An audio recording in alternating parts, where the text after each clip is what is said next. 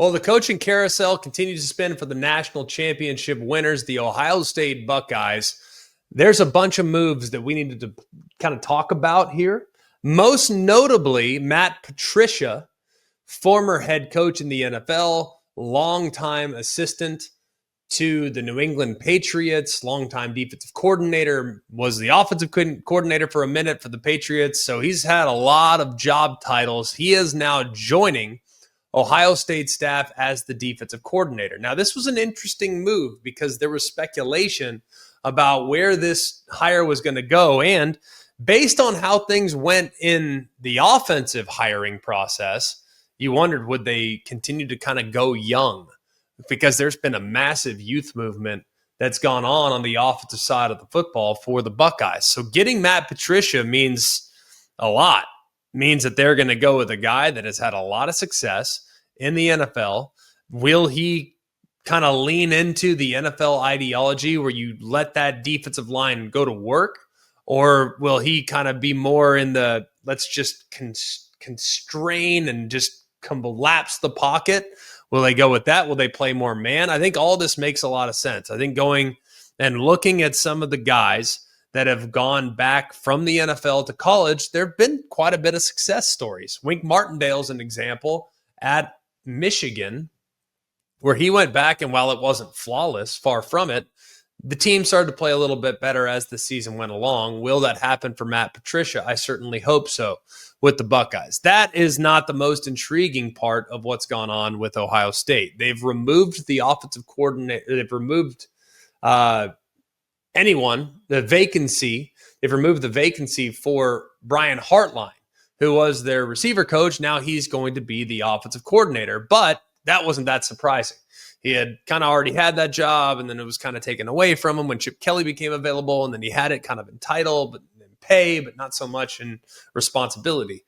Well, he gets the job, makes perfect sense. And then they decide to promote Keenan Bailey as the co-offensive coordinator.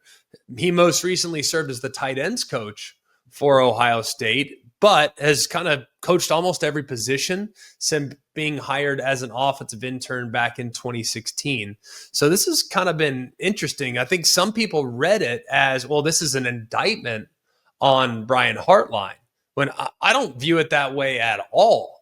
I think Brian Hartline has long been the next man up to become the offensive coordinator of the Buckeyes, and Keenan Bailey getting that title is purely Ryan Day taking care of the guys that have remained loyal to him.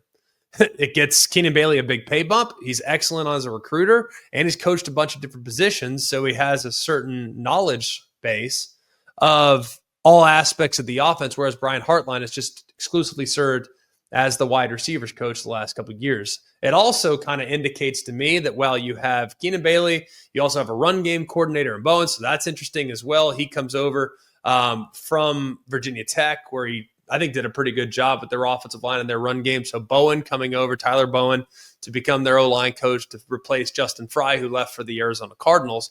It's a lot of movement on the offensive staff. One thing remains center here when evaluating Ohio State's offensive staff, their brain trust. Yes, Chip Kelly may be gone, but you know who's not gone? That's Ryan Day. And Ryan Day, will he have maybe a little bit more of a hands-on approach to what they're trying to do offensively? Is he going to be calling short yardage? Is he going to be calling goal line or red zone? I don't know that. I think he'll probably delegate all that responsibility to Hartline, Bailey, and Bowen. But if he felt like getting involved, he can. Why? Because he now hired a guy that's been a head coach on the defensive side. He's kind of taken the same approach with his defense as he took with his offense last year. Hey, I just hired Chip Kelly. He can run the offense. I'll go into more an administrative role. That's kind of how things went for Ryan Day last year. Well, now he's hired Matt Patricia to run the defense, so he won't have to do anything for the defense, but he can oversee some of the youth within the coaching staff on the offensive side. So I think this was a good hire, and it kind of allows a youth movement to go on in Columbus offensively while creating stability and trust on the defensive side with the staff. So I like the moves that Ryan Day has made so far this offseason.